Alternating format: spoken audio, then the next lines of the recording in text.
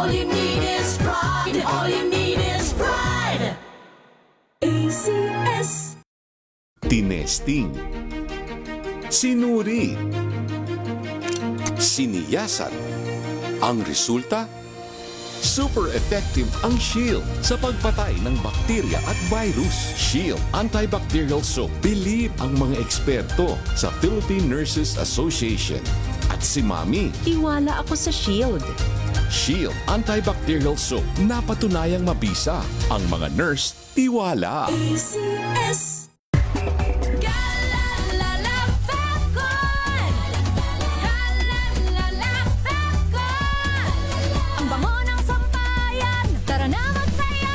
Califacton, amoy nakaka-joyful.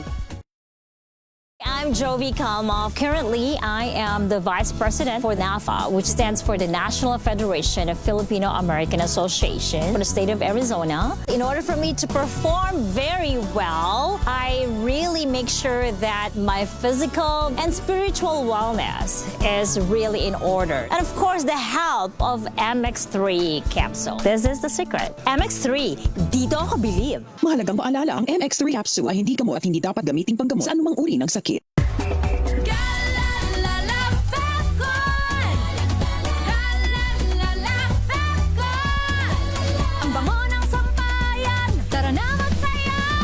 Califacton, amoy nakaka-joyful.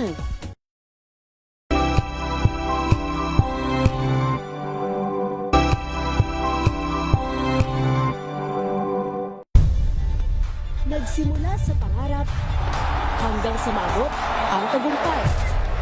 Iba't ibang kwento, iba't ibang mukha ng atletang Pilipino. Mas pinatindi, mas pinalakas, at mas pinaaksyon sa Match Point tuwing Sabado, 12:30 ng tanghali sa DZRH TV.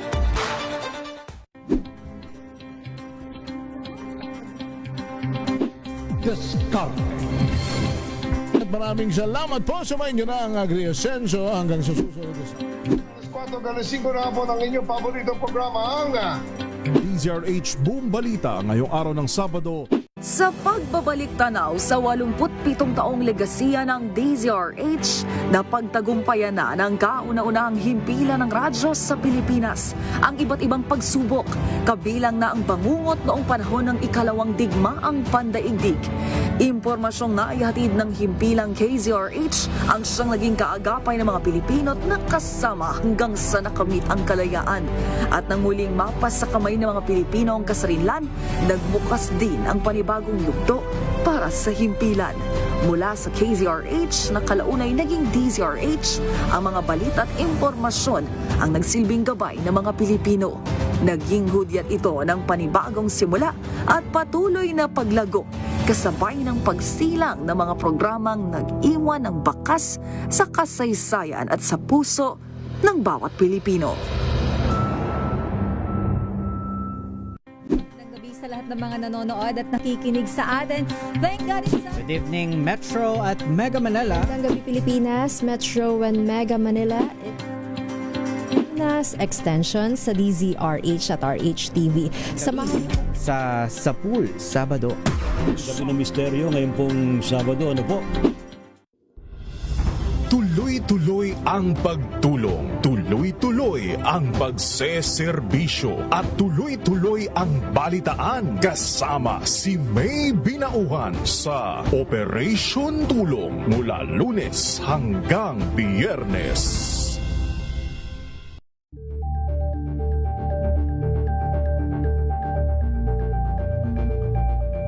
Ngayong ika-87 taon ang kauna-unahang himpilan ng radyo sa Pilipinas, ang DZRH, patuloy pa rin magbabalita, magseserbisyo at magbibigay pag-asa sa iba't ibang sulok ng bansa. 1994 nga nang inilunsad ng One Nation, One Station sa inisyatibo ni MBC Media Group Chairman Mr. Fred J. Elizalde. Naabot ang nasa 97% ng populasyon sa Pilipinas gamit ang nationwide satellite broadcast. Patunay ang 20 relay stations mula Luzon, Visayas at Mindanao sa patuloy na dedikasyon ng DZRH sa loob ng maraming dekada.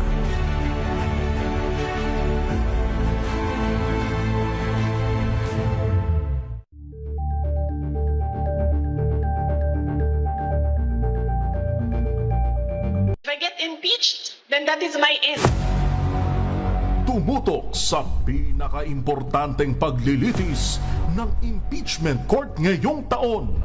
The Impeachment Trial of Vice President Sara Duterte. At DZRH Special Coverage.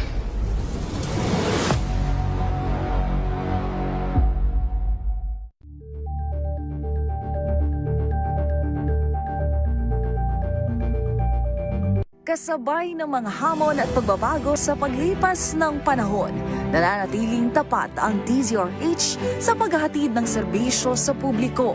Mas pinalawak ang pagpapaabot ng balita at impormasyon, hindi lang sa radyo, kasama na rin ang telebisyon, live streaming at social media para ihatid ang mga kwentong makabuluhan at napapanahon saan ka man naroroon.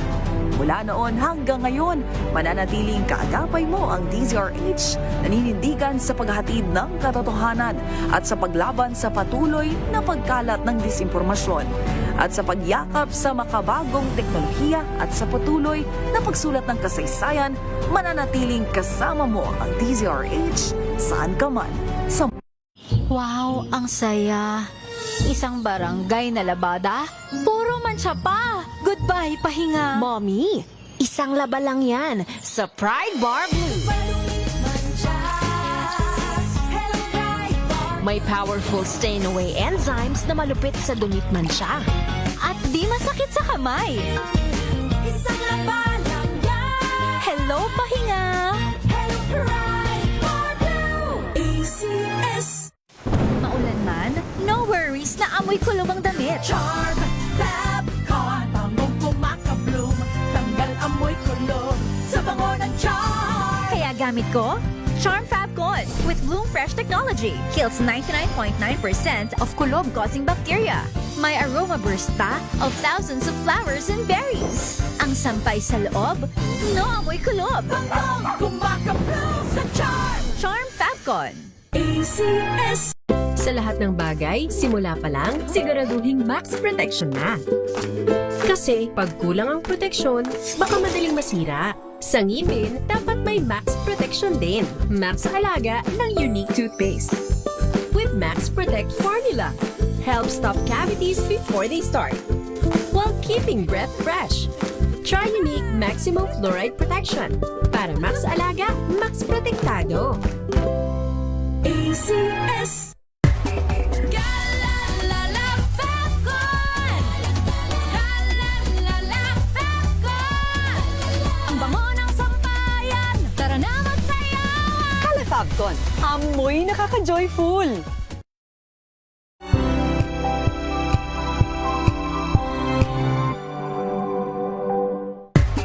Galalala Falcon. Galalala Falcon. Ang bango ng sampayan, tara na magsayawan! Calafabcon, amoy nakaka-joyful.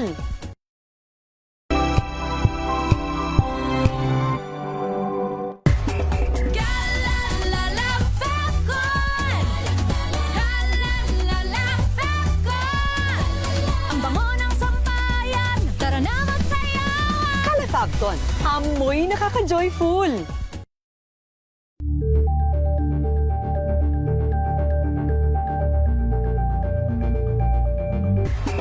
Galalala Falcon. Galalala Falcon. Ang bango ng sampayan, tara na magsayawan! Calafabcon, amoy nakaka-joyful.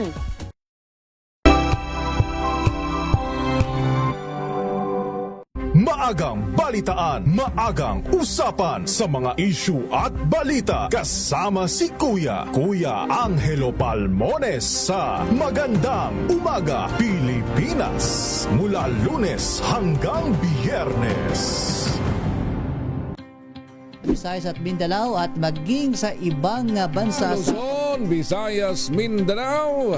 Una sa Pilipinas. Una sa Pilipino. Walang advokasiyang maliit, basta't mali.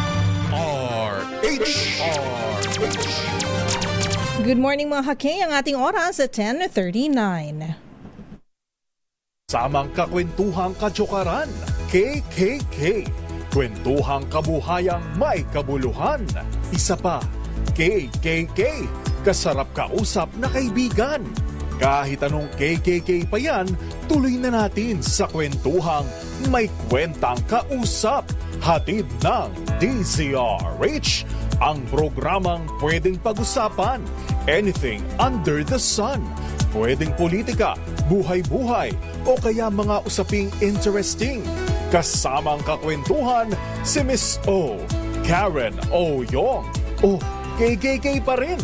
KKK sa DZRH.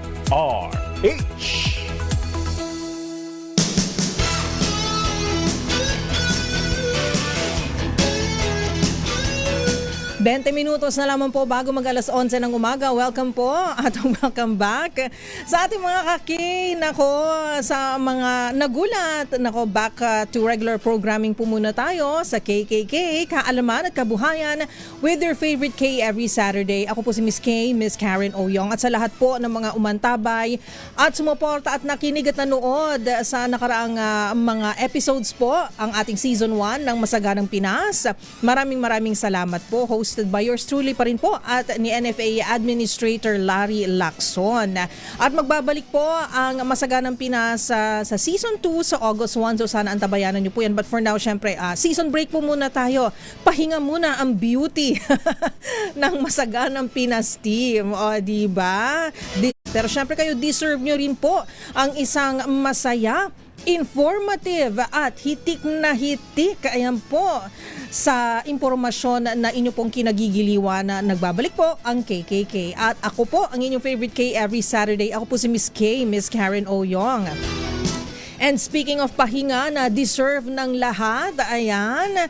At syempre kung gusto po natin na mag-travel, sabi ko nga po kahapon sa ating extra sa Balansyado, ay pag-usapan natin ang pagta-travel sa iba't ibang destinasyon dito sa Pilipinas. Pero kailangan wais po tayo pagdating sa pagpaplano, o di ba? Kung saan po tayo pupunta at syempre kung ano po yung mga destinasyon na gusto po nating bisitahin.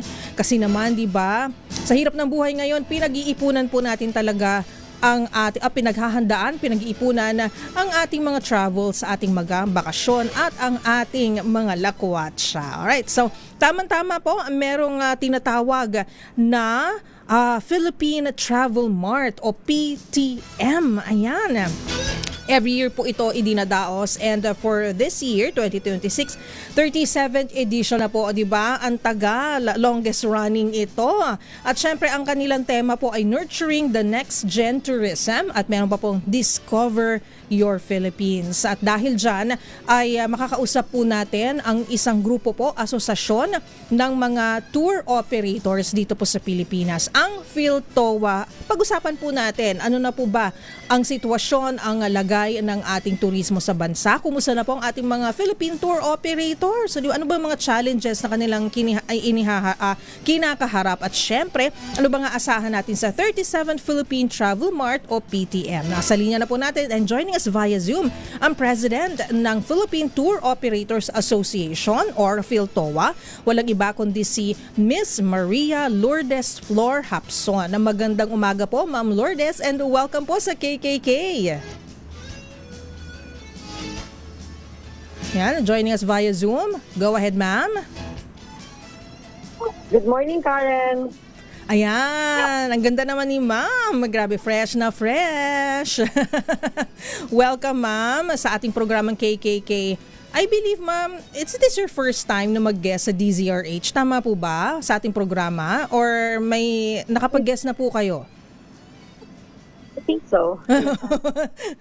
Sa dami po kasi ng mga episodes din na naging panauhin po ang PhilTowa, no? So, I guess, oo nga naman, ma'am. Pero, sige ma'am, welcome back. At syempre, pag-usapan natin muna ang mga exciting po na mga kaganapan sa tourism industry. Pero first and foremost, sa mga hindi pa po nakakaalam, pakilala po muna natin ang inyong grupo, ma'am, ang inyong asosasyon. Can you tell us more about yung Philippine Tour Operators Association or PhilTowa? Go ahead po, Ma'am Lourdes. Yes, first of all, good morning to our viewers, listeners ng DZRH. Yes, PhilTowa is an association of travel and tours in the Philippines. So our main mandate is to help the Department of Tourism do the product development, promote domestic tourism, because basically ang Philtoa po ay nag-inbound tourism and domestic tourism. So marami po kaming programa na nakakatulong sa ating pag-boost ng ating turismo.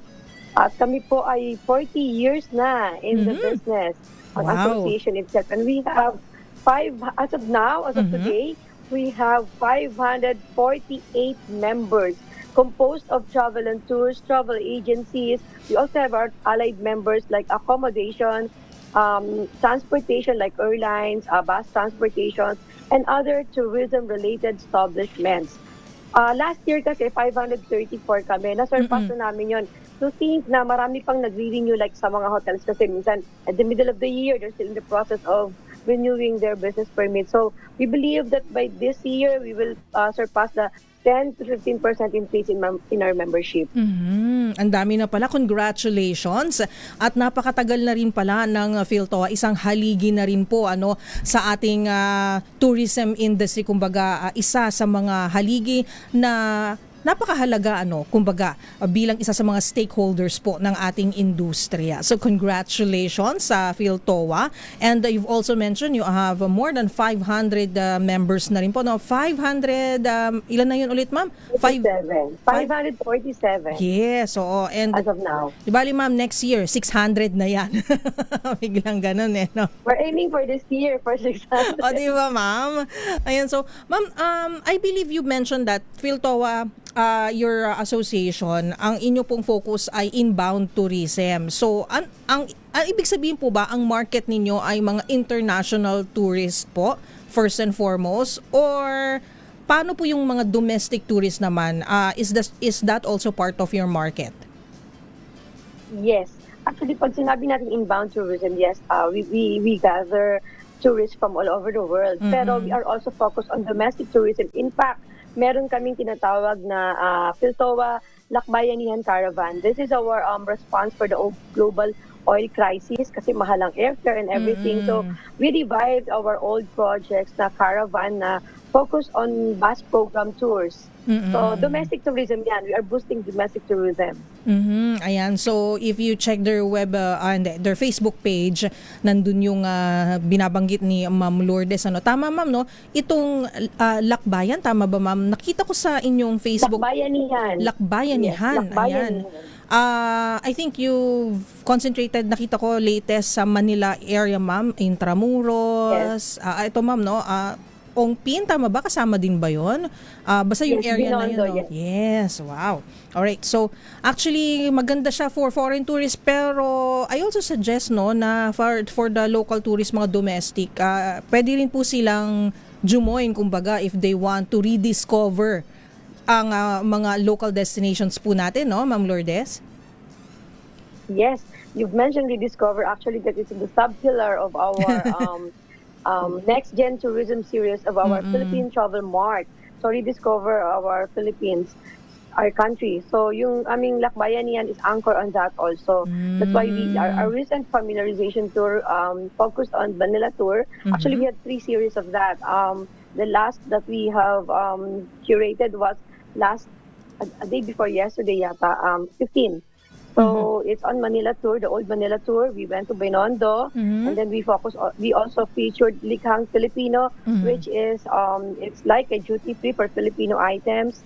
And then we went to Intramuros kasi may mga bagong pinifeature Intramuros, and then yung bagong Galleon. Yeah, and then of course we also featured Barbaras as the authentic Filipino dishes and with entertainment. So yes, those are part of rediscovering Philippines kasi marami na rin namang bago na, well, of course everybody went to Intramuros naman na, pero ang daming items kasi ngayon. So we made sure na we will make a good messaging to our travelers na ang dami na nagdagdag, baka you want to revisit again. Ayun nga, 'di ba? Baka may mga bago, ayan, at may mga Instagrammable na mga bago na nandoon na pwede natin ilagay sa ating mga social media accounts. Pero speaking of local tourism, kumusta na po ang lagay ng turismo sa bansa natin in the eyes of PhilTowa as a tour operator, Ma'am Lourdes? Ano ba yung mga hinahanap ng mga bagong activities? Ano ba yung mga bagong offerings? May mga bago bang bukas na mga destinations? Magandang question yan, Karen. Actually, yes. After the pandemic, actually, ang turista ay nagbago ng kanilang mga preferences. The tourism itself changed a lot. So, yes, ang daming mga bagong discovery ngayon. Actually, ang nagbo-boom ngayon is yung mga emerging destinations. Recently, we went to Misamis Occidental, and I think very few knows about Misamis Occidental. But if we go to our page, we have featured Misamis Occidental. Napakaganda niya. Ang dami niyang bagong create na tourism product na world-class. Like, meron silang Maldives of the Mindanao. Wow. So, ang ganda kasi, yes, so you go to their page also, ang ganda. So, ang daming naming nadidiscover because of our program sa Fortis, PhilTowa Partnering for Professionalism and Progress. Covered dito ang ating product development, familiarization tours. So, nandun siya lahat, and we are really trying our very best to discover more of the Philippines, lalo na yung mga emerging destinations, because we believe tourism is is everybody's business. So pag sinabi nating emerging destination, kasi we're also helping CBTs or the community-based tourism, which is a big part of our ancillary or spices of the tour itself. Alright. Parang pagkain lang yan, Karen. Pag walang asin, walang toyo, walang patis, hindi siya masarap. Yes. So, ang ancillary services or features, napakaganda sa turismo. Alright. So, maganda po ang start ng ating topic, ano? Very exciting and very positive. Ayan po. So, magko-commercial break lang tayo, Ma'am Lourdes, at sa ating pagbabalik, pag-usapan naman natin yung partnership ninyo working together with the Department of Tourism. And ngayon pong year kasi ang chairship ng Pilipinas sa ASEAN 2026. So, tanungin naman natin, how are we faring? Ang hirap naman po kasi to compare, but of course, the thrust of ASEAN is for us to work together, ayan po, with other ASEAN nations para ma-boost yung region. So, tanungin naman natin mamaya ang PhilTowa, Mama Lourdes, kung ano ba ang mga ginagawa naman ng mga grupo na katulad nyo to contribute to this effort. Sa ating pagbabalik, 9 minutos bago po, mag-alas 11 ng umaga.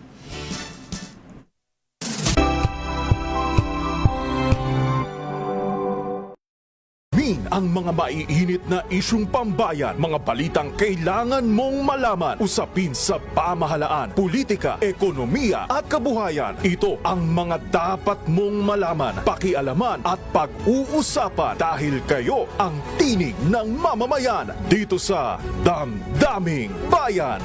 Live sa DZRH Radio, DZRH TV at DZRH Digital. Kasama sina Lakay, Deo Macalma at Elaine Apit. Araw-araw, Lunes hanggang Biyernes. Damdaming Bayan.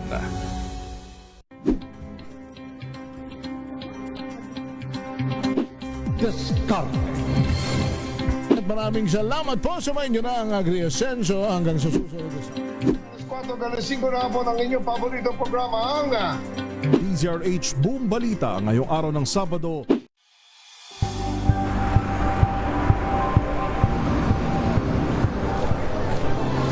Ating mga eksperto dito lang sa Expert Opinion. Ito ang The Better News. TNVS.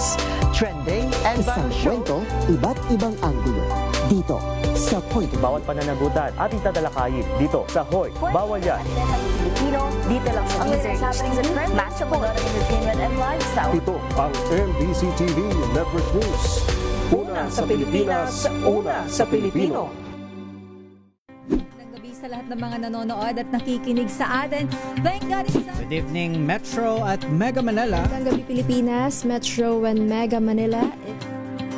Pilipinas Extension sa DZRH at RHTV. Samahan sa Pool, Sabado. Gabi ng Misteryo, ngayon pong Sabado, ano po?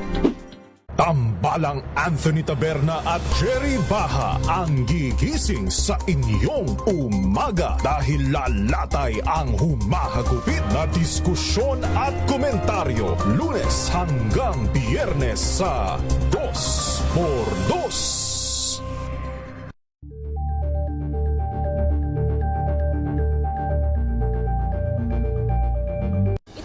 Ng naitalang 17 individual na ang kanilang naaresto. Metro Manila Development Authority o MMDA ang No Contact Apprehension Policy o NCAP sa Metro Manila. Ang ilang mga dokumento ay peke. Hindi rin legal ang employment na ipinangako sa kanila. Sa mata ng batas, mananagot ang sangkot at may sala. Ay, okay na pala. Ang ating oras. Sabihan niyo po kasi ako, ha? Warningan niyo po ako pagka last stinger na po. Thank you. 6 na minutos bago po alas 11 ng umaga. And we're back sa KKK Kaalaman Kabuhayan with your favorite K every Saturday. Ako po si Miss K, Miss Karen Oyong. At syempre, kasama pa rin po natin ang President ng PhilTowa, si Miss Maria Lourdes Flor Hapson. Or, can I call you Ma'am Malu? Sabi ni Miss Gemma. Masyado daw formal kasi pag Ma'am Lourdes. Ayan. Ma'am Malu, welcome back. Yes, Karen, I'm still here. Ayan, okay. So, yung pala ang nickname ni Mama Maria Lourdes, so it's Malu. Ayan. Okay, so Ma'am Malu, ang ating nabitin na question kanina, yung kumbaga partnership ng PhilTowa with the DOT, Department of Tourism, meron po tayong bagong kalihim po, ano? And at the same time, tayo po ang host ngayong taon. This is the Philippines Chairship of the ASEAN. So, first and foremost, kumusta naman po ang relationship ng PhilTowa and of course, the other stakeholders ano po sa tourism industry sa Department of Tourism? How are you managing the new administration, kumbaga the new head, kasi malamang baka may mga iba po siyang priorities, tama po ba?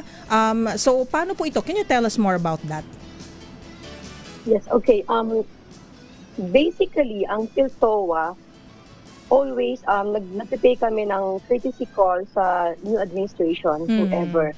So, bakit namin ginagawa yun? Because we really wanted to align our programs with the Department of Tourism. As I said, we are an ally of the Department of Tourism in promoting and developing new products. So, pumupunta kami sa kanila. We present the entire thing about PhilTowa para maintindihan ng new secretary, sino ba si PhilTowa, ano si PhilTowa, ano ang aming mga programa at ano ang maitutulong namin sa Department of Tourism. And vice versa also, the Department of Tourism, of course, you have their mandate also to help the stakeholders of the Philippine tourism, so at least ma-align. Because I believe, I've been in the government also, so I believe that policies in with the government, but the execution is always in the private sector. So this is something that, we need to marry and complement each other's trust and, projects. So yun, nag-present kami sa kanya and nakita naman niya yung value din ng ginagawa ng PhilTowa. And we also supported their programs in our best capacity na pwedeng gawin at kayang gawin ng PhilTowa on our end. Ayan. So, kumbaga, kailangan getting to know each other but at the same time ay ipakilala din yung mga priorities ng both sides. Kasi para naman sa ikabubuti ng industriya ng turismo yan at sa ating bansa. So, that's very good news, ano, Ma'am Malu. So, speaking of the chairmanship naman sa ASEAN, alam natin na ASEAN nation, other ASEAN nations, they're also our competitor. Tama, no? A healthy competition, kumbaga.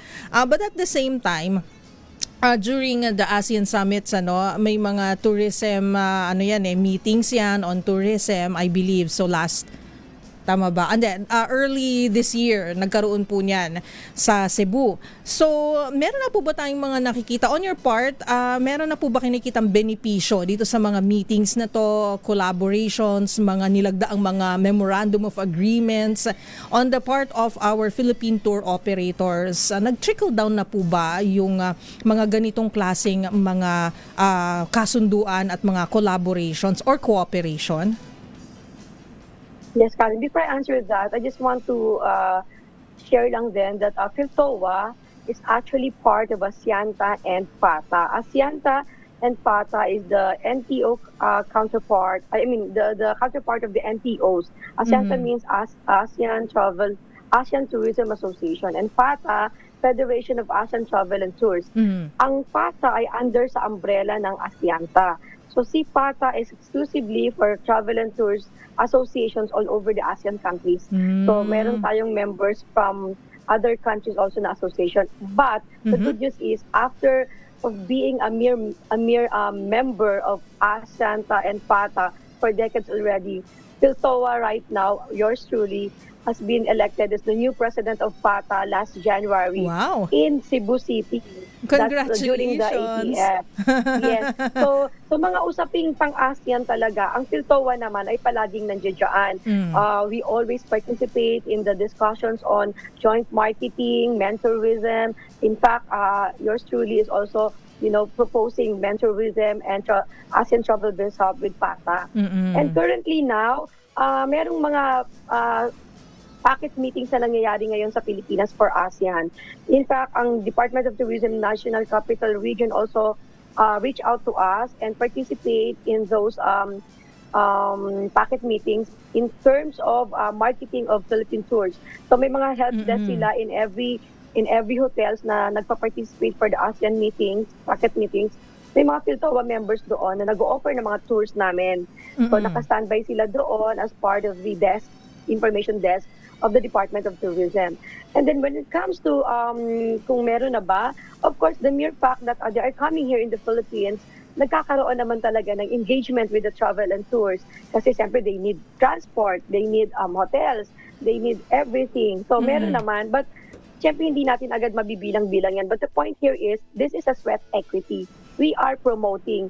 Minsan meron namang long-term na promise ito. Maybe not now, the bulk maybe not now, but in the future or next year. Ayun. But the important thing is, tinatrabaho na, sinimulan na kumbaga, and meron ng mga discussions at pag-uusap. So, ibig sabihin ay we are open for business. Ayan, di ba?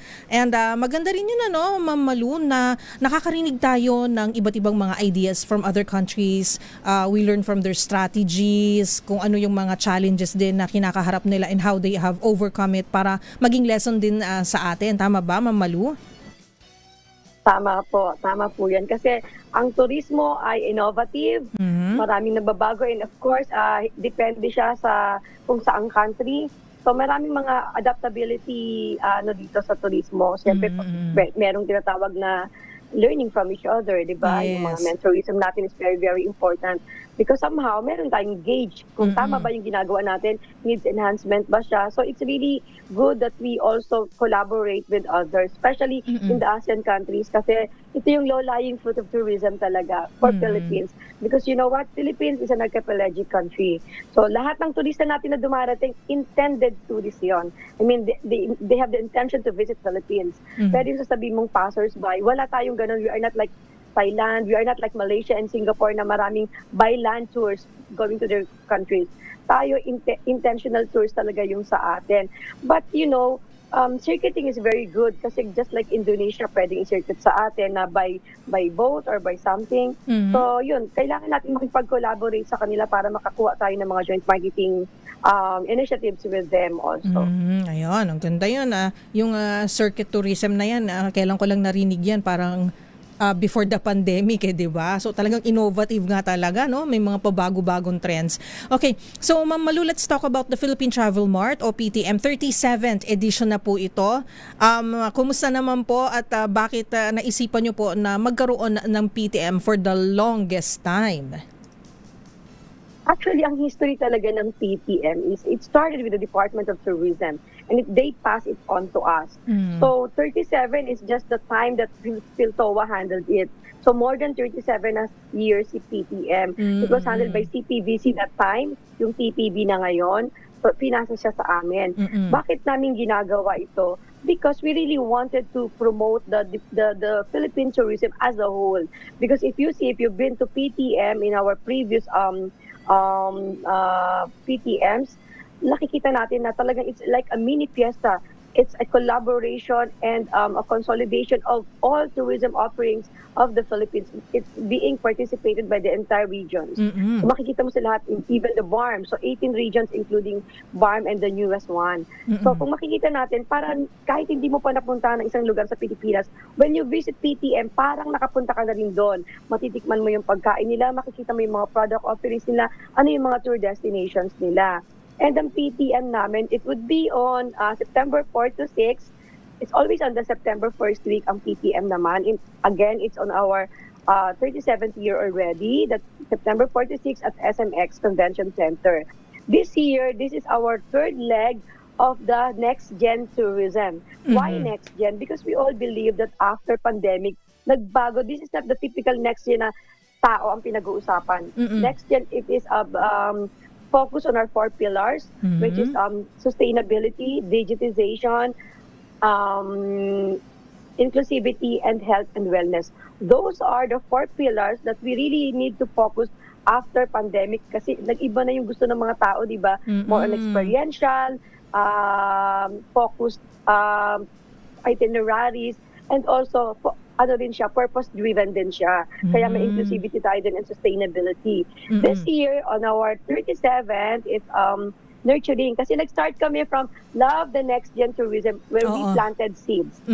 Then next year, we did it like boosting Next Gen Tourism. So we nurtured, kaya nag-plant kami during our opening ceremony. This year, nurturing na.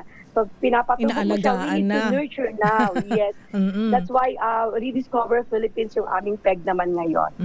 Ayan, so ang ganda, no? And then go ahead, ma'am. And then gusto ko lang din sabihin na pag-visit niyo sa Philippine Travel Mart, pwede kayo mag-avail ng mga installment ng mga travel packages. Partner kasi namin ang East West Bank dito, our official credit card partner. So, pwede kayo mag-avail ng mga installment na 6 months, 12 months na mga tour packages. So, magandang mapapaghandaan nyo pa rin ang inyong mga tours. Ayan. So at least hindi isang bagsakan yung bayad, 'di ba? Mapaghahandaan natin mga ilang paydays 'yan, 'di ba? Ganon. But you can still kumbaga achieve your dream kumbaga dream vacation or dream tour. So playing right now, Ma'am Malu, is I think this is last year's kasi 2025 this is the 2025 PTM. Pero tama po ba na it's still for the next gen? Kasi lahat po ng mga nandyan, like, ayun po, nabanggit, sustainability, yung para sa mga PWDs, may mga ano po kayo doon na you have to be sure na inclusive siya, and also we use technology, QR na lang. Tama po ba? So yeah, that was last year, no? So is it going to be similar? It's the same. Yeah, it's the same for this year. We are inclusive. In fact, meron nga kaming pet-friendly. So, pwedeng pumasok ang pets. Na may mga guidelines lang, of course. So, yes, digital pa rin. We still have the QR code. Open na ngayon yung aming selling ng tickets to QRs online. So, ginagawa pa rin namin yung mga ginawa namin last year.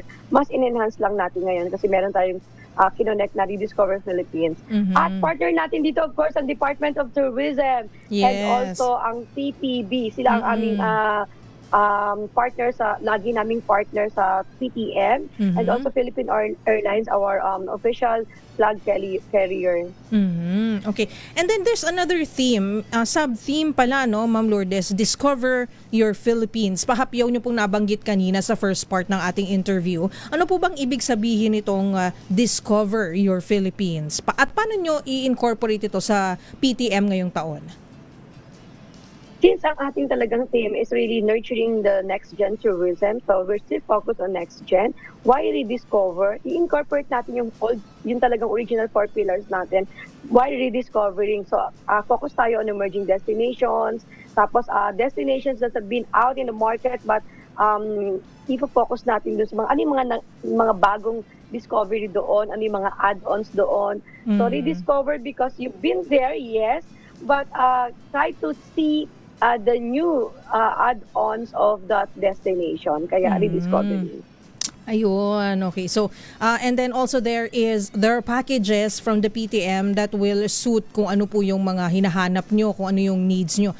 If you want a beach destination, you want urban, museums, historical, pwede po yan, everything is there at the PTM, ma'am. Yes, actually, ang Philco, because we are, seasoned travel and tours and travel operators, we always anchor naman our packages with the trust of the Department of Tourism with its product portfolio. So may mga product portfolio sa Department of Tourism under National Tourism Development Plan. Ano yung mga yon? Merong health and wellness, merong education tourism, merong cultural heritage, madami yan. So may mga dive tourism din. So lahat ng mga product portfolio ng Department of Tourism, kinakascade naman yan. Kaya nga palagi kaming go-to association for consultation and collaboration. Whenever they have another a new discovery or new trust or new projects or new initiative, they call Philcovo also for discussion and to participate. So lahat yun naka-anchor doon. Kaya pag gumawa kami, tama ka, Karen, iba-iba yung packages na ino-offer. Minsan may mga twinning like incorporation of health and wellness with cultural. Meron namang farm tourism with yung farm tourism, yung mga pick and pay, farm to table. Marami kaming mga ganyan na mga curated tours ang tawag natin. Recently, we participated actually in market tourism in Lawag and La Union. So maganda rin yun kasi ang market tourism is not a standalone product, but it can always be an ancillary and a spice of a tour na pwede mong idagdag because it can be correlated with gastronomy and food tourism. Ayun. Parang lumulutang, eto mama, sa napansin ko lang sa social media, ang lumulutang hinahanap ngayon, it's health and wellness. Gusto nila pag nagbakasyon sila o nag-travel sila, pag balik nila sa office, fresh, refresh, tapos glowing, di ba? Ang ganda ng skin niya, ganon. Kasi nagpa-spa, di ba? Nagpamasahe, tapos nagpa-beauty. And then, gastronomy, lately, lalo na yung mga bata, mga young professionals, mga Gen Zs and millennials, food ang kanilang hinahanap din. Basta kahit saang lugar yan, basta masarap yung food, puntahan nyo. Parang ganun sila. Tama ba, Ma'am Lourdes? Ma'am Malu? Yes, actually, ang food tourism or gastronomy and also health and wellness, hindi yan bago. Ever since from the beginning of tourism, laging kasama yon. Kasi in every place naman that we visit, kakain ka talaga. And of course, at the back of your mind, you always want to try ano ba ino-offer ng lugar na to? Ano yung pagkain nila? So we want to try it. And then health and wellness, yung mga massage na yan, lahat karamihan ng mga hotels meron yan. Kasi it's really part of the experience. But this time kasi, it's being highlighted. Kasi after pandemic talaga, na-highlight siya. Not only in the tourism business. Ang kagandahan kasi ngayon, naiintindihan na ng tao, ano ba talaga ang ibig sabihin ng food tourism as a product itself and also health and wellness. Like for example, ang health and wellness natin, alam lang natin, pupunta ka lang sa spa, magpapamassage ka na. But it has a lot more to explain about health and wellness. May mga tinatawag tayo ngayong mga nature gym, part na ng health and wellness. Yoga is part of health and wellness. And then, of course, yung i-incorporate mo din ng medical tourism dyan, part of health and wellness din siya. And even financial health is also part of health and wellness tourism. Kaya may mga ini-incorporate na mga trainings on financial stability and so on. Ang dami niya. It's a broad, thing. So, pero dahil na-highlight na nga siya ngayon, unti-unting na-i-introduce siya in layman language na naka-incorporate sa isang tour. Ayun. So, parang hindi mo halata, no? Pero hindi masyadong, parang hindi lecture ka. Oo, di ba? Pero ayun na pala, may natututunan ka na. Yun yung maganda doon, di ba? Ang galing nun, Ma'am Malu. Alright, commercial break po muna tayo. Pag-usapan pa rin po natin ang Philippine Travel Mart 37th edition. At syempre, hingi tayo ng tips, Ma'am Malu. Ayan, ilista na po natin yung mga pwede nating ibigay na tips when we visit the Philippine Tourism Mart. Ayan, kung ano ba yung mga dapat nating ihanda aside from our wallets, our budget, and of course, meron tayong mga quick fire questions mamaya-maya, mga true or false, and then bakit kailangan mong explain bakit yun ang sagot mo, ma'am, o di ba? Ang ating programa ay magbabalik makalipas ng ilang mga paalala. Ang ating oras 13 minuto makalipas ang 11:00 ng umaga. This time check is Wow, ang saya. Isang barangay na labada, puro mancha pa. Goodbye, pahinga. Mommy, isang laba lang yan sa Pride Bar Blue. May powerful stain-away enzymes na malupit sa dunit mancha. At di masakit sa kamay. Isang laba lang yan. Hello, pahinga. Hello, Pride Bar Blue. ACS. Tanggaling-galing mo. Smart dishwashing paste ko. Pritong ulam na masebo. Plato ng kaldero. Tanggaling for everyday. ganyan pag smart ang dishwashing paste. May double tanggaling formula. Tanggal ang sebo, tanggal ang bakterya. Pahit para walang bahid. Linis fantastic sa metal at plastic. Number one ko to. Tanggaling-galing mo. Smart dishwashing paste. ACS. May arte? May budget? Akala nyo lang yon. So solid. White Rose Papaya, wow, White Rose. White Rose Papaya, wow, White Rose. White Rose Papaya. May glow up with a White Rose Papaya. White Rose Papaya. May puti power times 2 kasi may papaya at niacinamide. May shea butter and tea tree oil pa. Kutis sulit ang glow up. Glow up with a White Rose Papaya. White Rose Papaya. Kutis sulit ang glow up. ACS. Tinesting, sinuri, siniyasan. Ang resulta? Super effective ang Shield sa pagpatay ng bakterya at virus. Shield Antibacterial Soap. Believe ang mga eksperto sa Philippine Nurses Association. At si Mami. Tiwala ako sa Shield. Shield Antibacterial Soap. Napatunayang mabisa. Ang mga nurse, tiwala. ACS.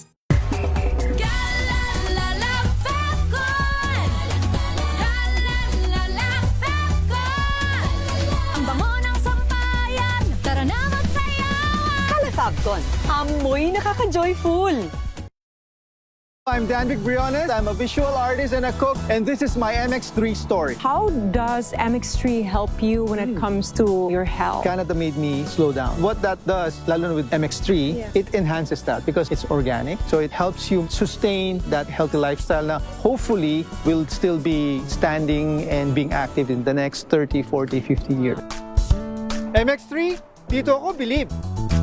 Mahalagang paalala, ang MX3 capsule ay hindi gamot at hindi dapat gamiting panggamot sa anumang uri ng sakit.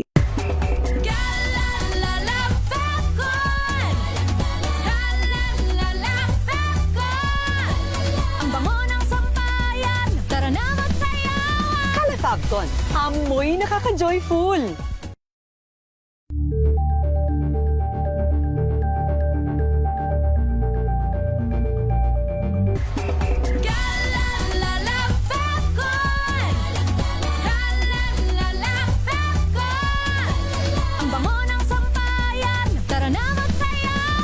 Fabcon, amoy nakaka-joyful. Tips para maiwasan ang pagkakaroon ng kuto at lisa. Alamin. This portion is brought to you by ACS Manufacturing Corporation, ISO certified, maker of world-class quality Pride detergent. Ayon sa medico.ph, iwasang manghiram ng mga gamit ng ibang tao gaya ng suklay, ipit at sombrero. Mainam na regular na i-check ang iyong anit at buhok upang makasigurong hindi ka nahawa ng lisa o kuto. Sakali namang ikaw ay may kasama sa bahay na mayroon nito, huwag tumabi sa kanya sa pagtulog. Pero kung ikaw ay tuluyan ng nahawa ng kuto o lisa, ay panatilihin ang pagsusuklay sa iisang lugar at malayo sa ibang tao. Huwag kalimutang palaging pagpagin ang inyong hinihigaang kama at unan. At mainam din ang paggamit ng shampoo na may mabisang panlaban sa kuto at lisa. Gayon din ang pagsusuyod at ang paglalagay ng coconut o olive oil. This portion is brought to you by ACS Manufacturing Corporation, ISO certified, maker of world-class quality Pride detergent.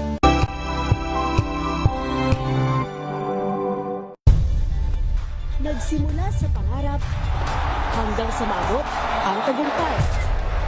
Iba't ibang kwento, iba't ibang mukha ng atletang Pilipino. Mas pinatindi, mas pinalakas, at mas pinaaksyon sa Match Point tuwing Sabado, 12:30 ng tanghali sa DZRH TV.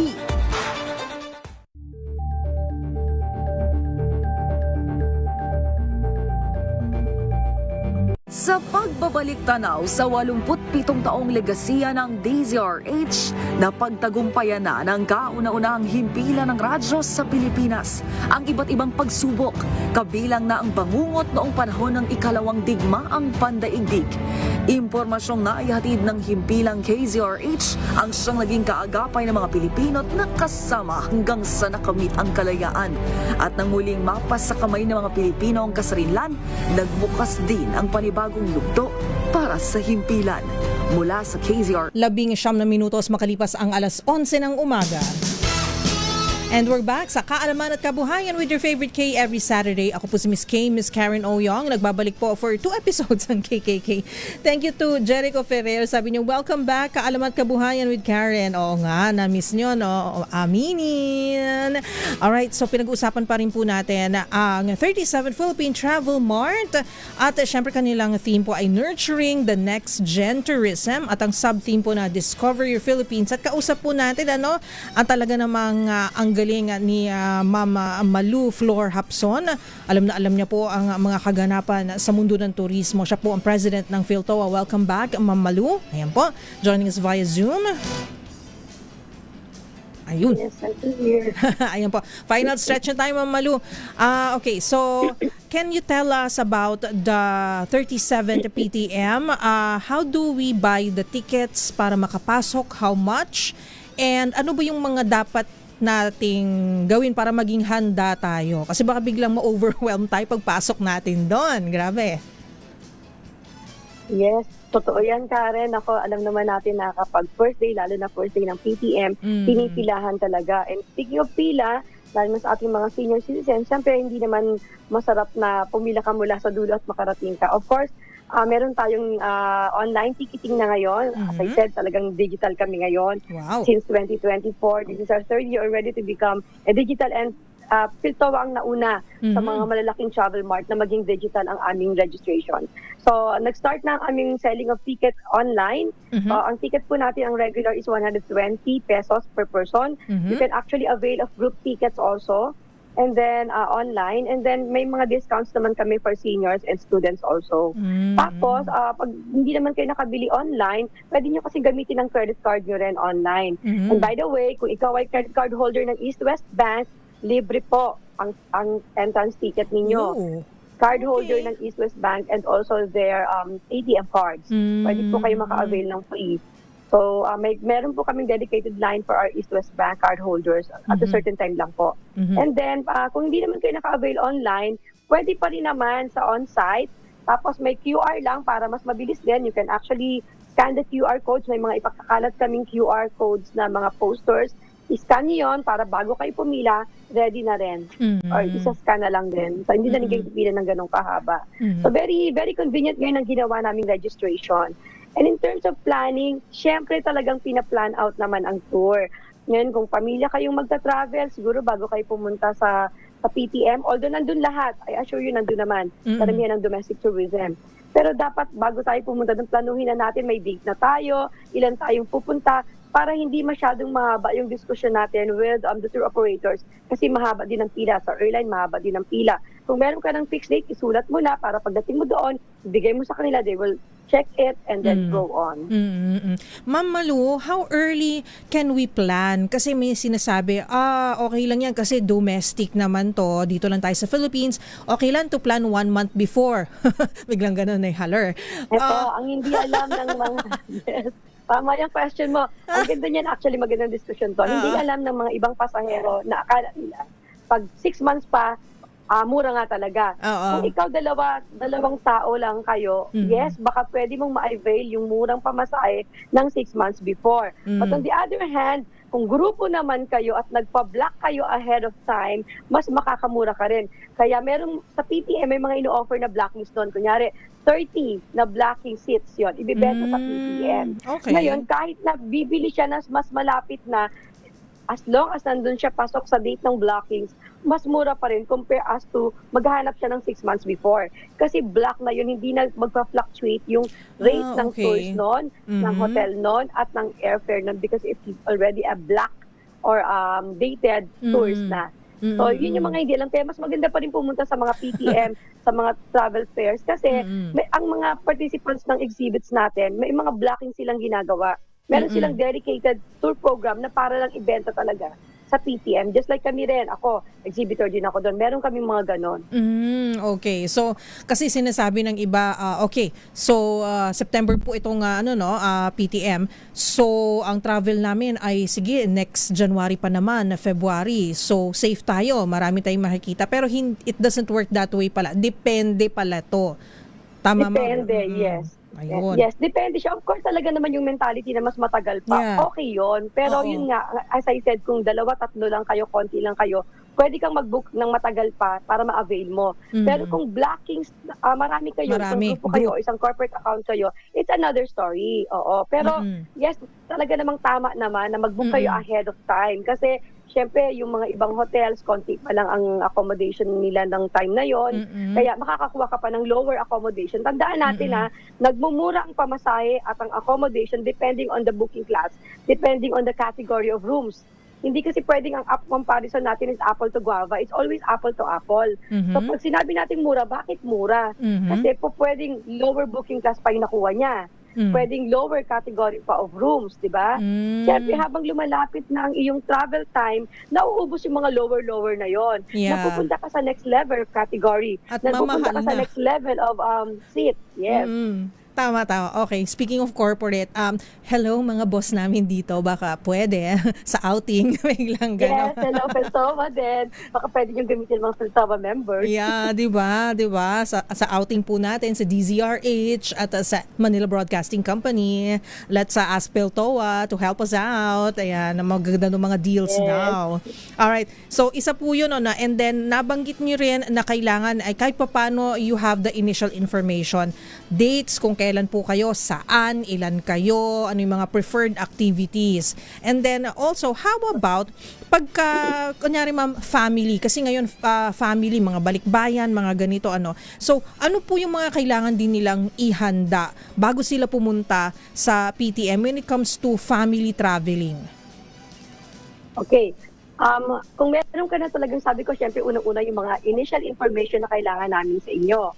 So kung meron kayong date, fix naman kayo sa date na yan, fix na din kayo kung ilan ang sasama. Lagi nating tatandaan yung mga documentary requirement naman. Para ma-pursue, syempre kailangan ng passport. Yeah. Kung international, kung domestic naman, IDs, kailangan natin ng IDs of course. So syempre, kung pupunta ka ng kahit ano, sasakay ka ng aeroplano at barko, kailangan talaga ng identification. Kung kasama yung bata, of course, kailangan din nakasama yung parent. Dahil hindi maititiket yung bata without the parent. May mga documentary requirement ulit na kasama dyan. So yun lang naman yung mga basic requirements na kailangan kasi para ma-pursue yung booking. Kailangan lang ng identification talaga. Correct. At saka yung mga details of your inquiry o yung tinatawag nating travel requirements nila. Ano ba gusto nila, saan pupunta, anong part ng tours ang gusto nila kasi merong iba gusto lang hotel at airline lang, bahala na sila. O gusto nyo ba ng full board meals? Gusto nyo ba ng ganitong attraction? Everything. Kung maililista nyo na yon, good. Pero kung wala naman, si tour operator mag-offer naman siya sa inyo ng options. Or you can ask, kunyari wala pa kayong idea, you can ask for guidance. Pag first time nyo po na magta-travel siguro as a family, like a young family, di ba? Ayan. So, ma'am, may mga nagtatanong din, doon sa PTM, can we expect senior citizen discounts, PW discounts? Meron po bang ganun, ma'am? Yes, actually ang regulation naman yan is of course country level lang. So domestic lang naman ang bibili nila. Of course, subject to 20% discount yan for senior citizen. That's a mandatory thing. So we cannot escape from that. Anyone cannot escape from that. Yeah, okay. So sige ma'am.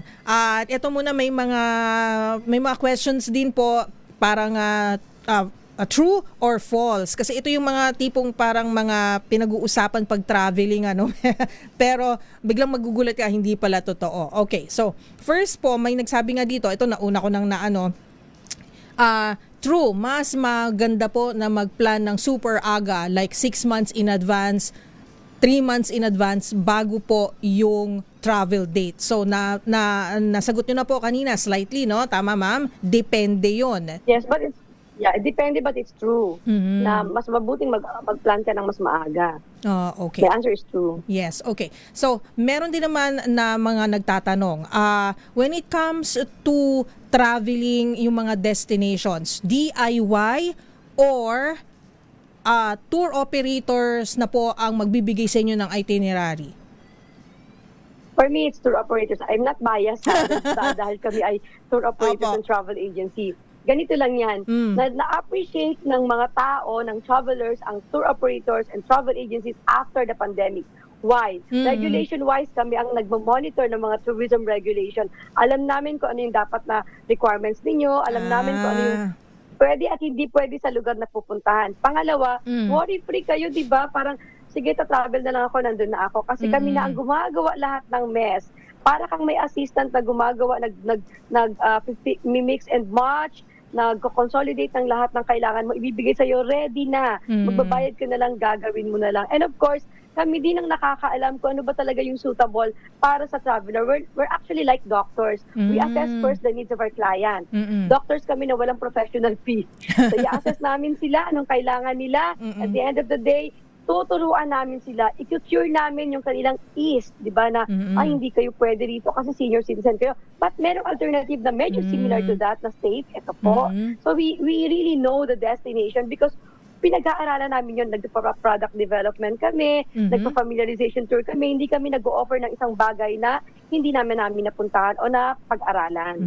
Okay. And then may mga nabanggit ka nga po, dahil may sponsor po tayo, may partner po tayo na bangko, credit card po ba? Babayaran ng paunti-unti?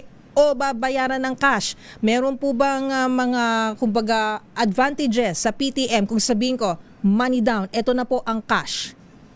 Para bayad na po ako. Pero actually, may discount po ako? Tama po ba? Mas makakamura ba? Yeah. Actually, depende palagi yan sa budget ng tao, of course. Pero syempre, kung ikaw naman ay gusto mong ma-enjoy ng hindi mo nararamdaman na nagbabayad ka ng malaki pala, credit card, of course, kasi staggered payment siya. As again, si East West Bank, sa partner namin, nag-o-offer ng installment. So, ganun lang naman yon. Kung ready yung pera mo at syempre ayaw mong magkaroon pa ng worry na, may utang ako, then pay it in full. Diba? Depende yun sa sitwasyon ng tao. Of course, it varies every situation naman. Okay, final na to, ma'am. Kasi may mga nagdidebate sa mga kakilala ko Emerging destinations. Yung mga tipong, syempre, sikat sa social media pero hindi pa siya tried and tested. Yung mga tipong konti pa lang yung nakakapunta, tapos parang may iba, okay, maganda, ganun, exciting. Tapos may iba naman parang, it's okay. Kasi emerging di ba? Parang bagong-bago pa lang. Or yung mga established na, yung mga usual na pinupuntahan, may mga nagsabi, usual na yan di ba? Tapos yung iba, nabalikan na nga natin di ba? So parang alam na nila, this is what this destination has to offer. So alin po ba? Emerging destinations o yung mga trusted na natin, na yung mapagkakatiwala natin na ito na yung ma-expect natin when we go there? For me, actually, you can do both. Kasi ang emerging destination, mahirap talaga siyang i-push as stand-alone.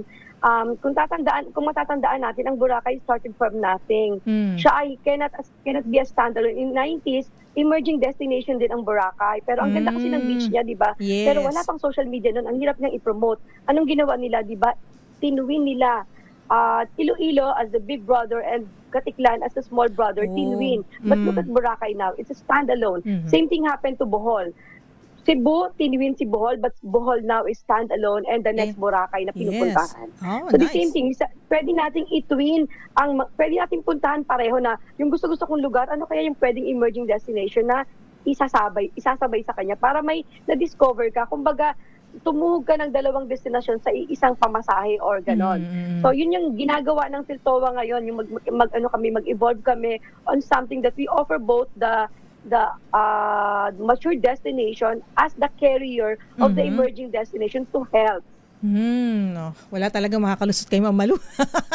Panalo sa debate. Pag pumunta ka sa PTM, tapos yung mga sinabi mo, H. Okay. Discussion is finished. Ayan. Alright. Ma'am Malu, maraming salamat sa lahat ng impormasyon na yan. Ang dami ko rin po natutunan, and hopefully mga ka-K natin that they're planning for their travels, they will pick up some very important points and information para to help them decide. And of course, please ma'am, please invite everybody to join us sa Philippine Travel Mart o PTM. Malapit na po yan. Okay, sa lahat ng mga nanonood at nakikinig ng DZRH, bisitahin niyo po kami sa Philippine Travel Mart on our 37th year at SMX on September 4 to 6.